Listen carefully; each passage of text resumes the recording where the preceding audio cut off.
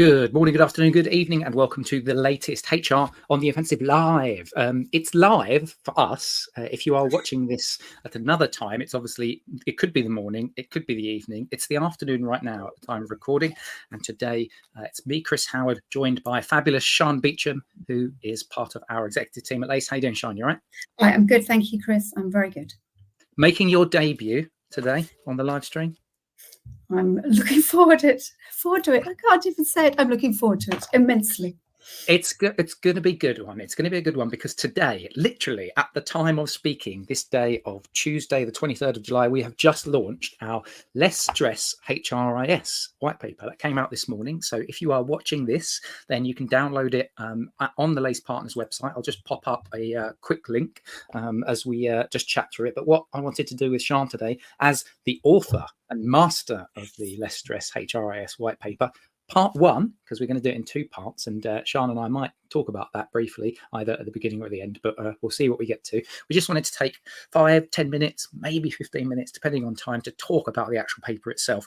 And I think probably, Sian, the best place to start is to obviously talk about why we decided to write this white paper. So do you want to tell our audience a little bit about why we decided to write it? Yeah, this goes back to, for those of you who have followed our buyer's remorse series last year, where we were really looking at, from a pure technology angle, why is it that there is buyer's remorse around any technology acquisition? So we were starting to think about what's the cause of that? Why is there still adoption problems? How do you maximize your ROI? And then how do you future-proof those investments? And we had so much interest from that. People wanting to go deeper, people wanting to actually look at how is this all interrelated. So one of the key themes that came out of everything we were saying there was prepare, basically.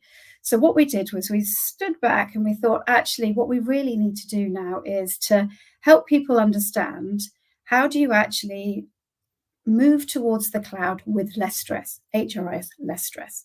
So this is the first part of what we'll be doing. We're going to be looking at, in this one, we look at that transformation journey readiness, really. So making all the decisions you need to make before you actually start the implementation journey. And what we'll do next is we'll really focus on the implementation journey and then how you optimize. But this was really about the preparation phase and putting everything into really simple terms around what steps you need to take to be successful before you start that implementation. Exactly. And we'll be looking to launch the second part. I've just put the short link up again if anybody's watching this and they just want to jot it down.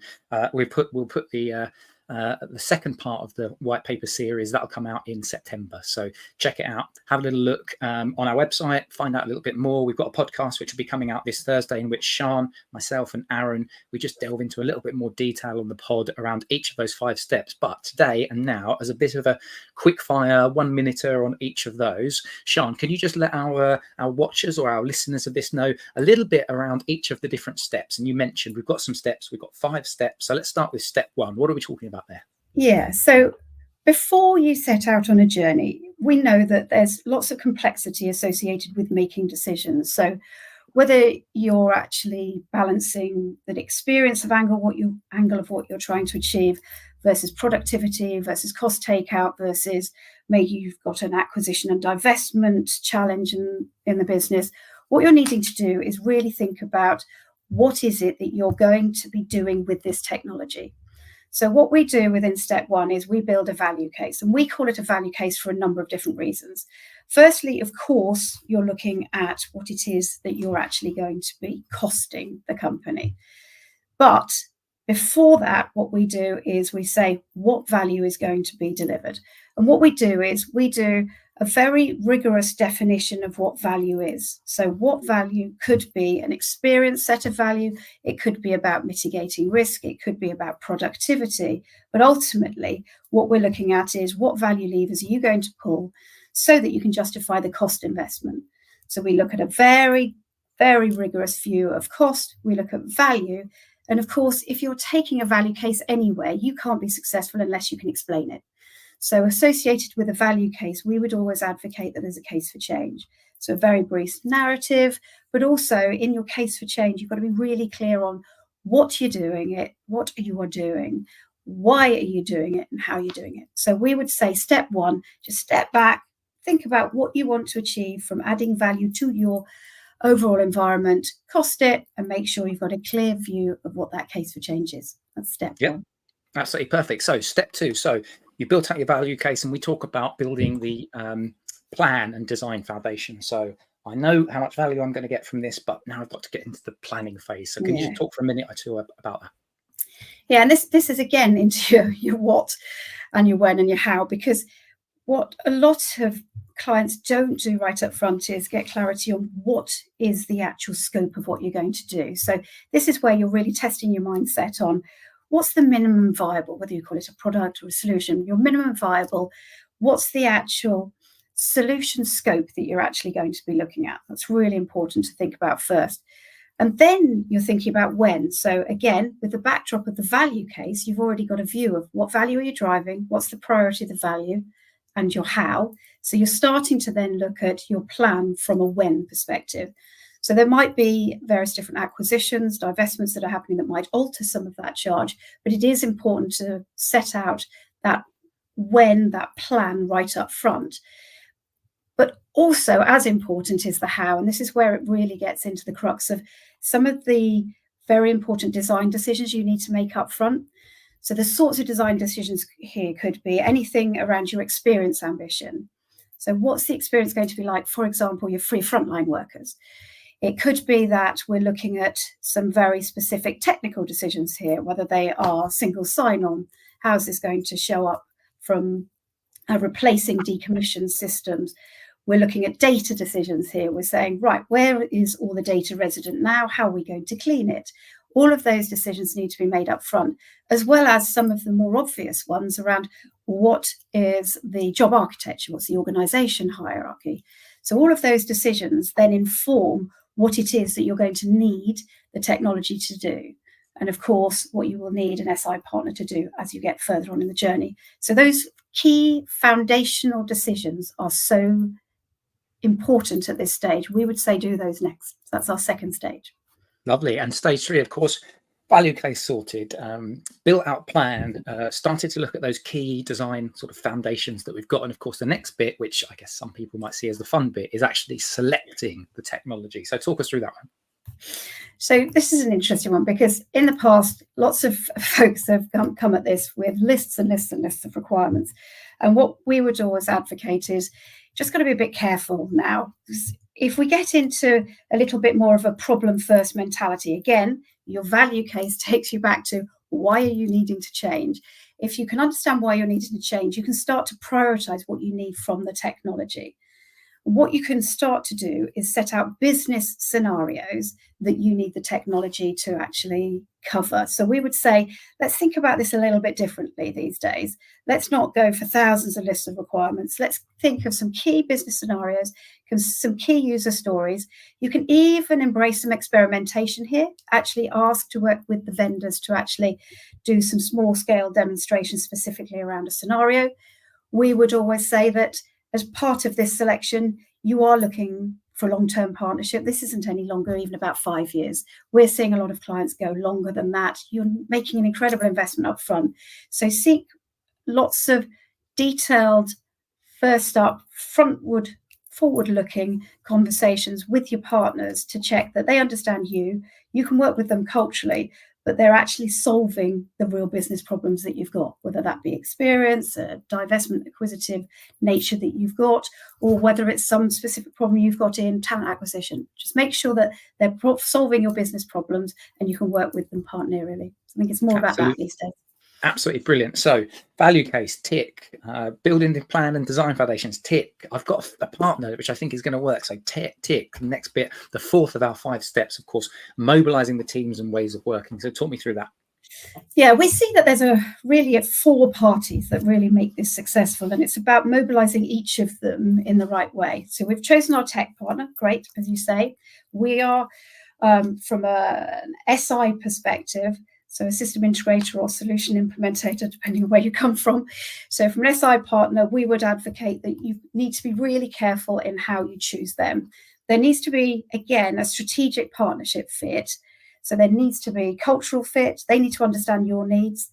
they need to be future-proofing your investment on the system, but also there needs to be a capability fit. So yes, strategic fit, cultural fit, lovely, but also there has to be a capability. So have they worked in your industry before? Do they understand some of the challenges of your industry? Have they got a collaborative approach? So all of those things we would advocate that you just need to think about very carefully at this stage. But there are also two other parties that are really important. Of course, the client. So the third angle of this is you as a client need to be really starting to resource up. You need to be starting to think about how are you going to govern this? What's your ways of working? What's the cultural change that your organization is going to need to go through as you actually put this in? So it's very much a shoring up of the transformation part of the organization, putting in governance around design, starting to really flex those muscles around, can we make decisions? Can we make decisions stick? So there's a piece around resourcing up and setting up the governance aspects of the client. And then we would always advocate that it's nice to have a critical friend. So a company like a LACE, so you've got a strategic advisory partner to help you on that way, because there are trials and tribulations, and it's useful to have somebody to hold your hand and actually help you along the way, really. So that's how we see that step. And then the final step, which you just kind of hinted on then when you talked about making it stick. So let's go through that one, which is ensuring that change sticks. So talk us through that one just so we finish up our step 5. So important. So we all know that often change is underinvested in. And if we think about why, it's not considered right up front. And it's all the aspects of change. So we would always advocate that, yes, we've got our value case, brilliant. We've got our case for change, we've got our change narrative, but it's then what do you do with that? So you need a good change strategy. You need to be thinking about what is the totality of the change? What's the culture and the mindset change that's needed? What's the behaviors, the ways of working? So even if we're thinking about the role of the line manager, what is the specific part of the program that's needed to actually focus on that?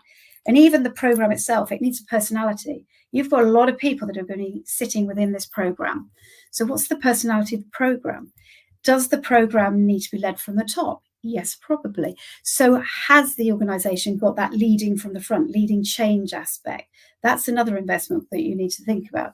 And then as you get further through the change, do we have the right folks analysing the change impacts? Because there's a whole load of assessment work we'll need to do, as is to be.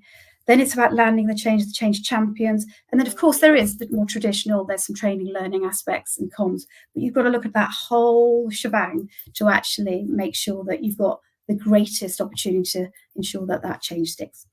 Yes, absolutely brilliant. So we're going to just wrap up now, but just as a quick kind of final bit, I'll just pop the short link to the actual paper itself, because what we've talked about there in those 5 steps is the start part of the journey, isn't it? Like step 1, step 1, building your value case. Step 2, building your plan and design foundation. Step 3, selecting the partner. Step 4, mobilizing the teams and ways of working. And then step 5, ensuring change sticks. And that's the kind of gets you up to that point. So can you just leave our listeners before we wrap up today with a little sort of tidbit about what's going to come in part 2, which we'll look to launch in September? So part 2 is about implementation and ensuring that optimization, as that step 3, isn't really optimization. It's actually moving into a business as usual. Because there's lots of things you can do during the implementation that make it easier to actually move through into a situation where it is really continuous improvement versus step change.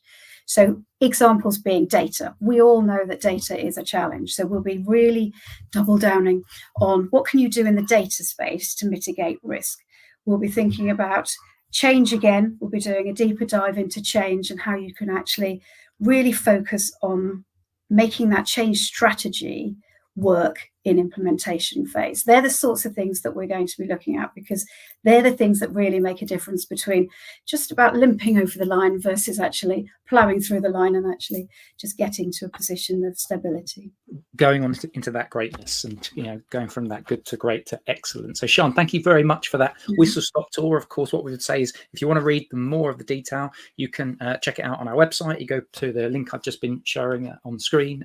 And if you want to hear a little bit more more of a deep dive on each of those 5 sections. We talk for about, Aaron, myself and Sian talk for about 30 minutes on the HR on the Offensive podcast this week, which will be released on Thursday morning. You can, of course, do that. But from myself and from Sian, thank you very much for watching our short live stream today. And hopefully we're going to catch you next time on the HR on the Offensive Live. Thank you very much. Bye-bye. Thank you.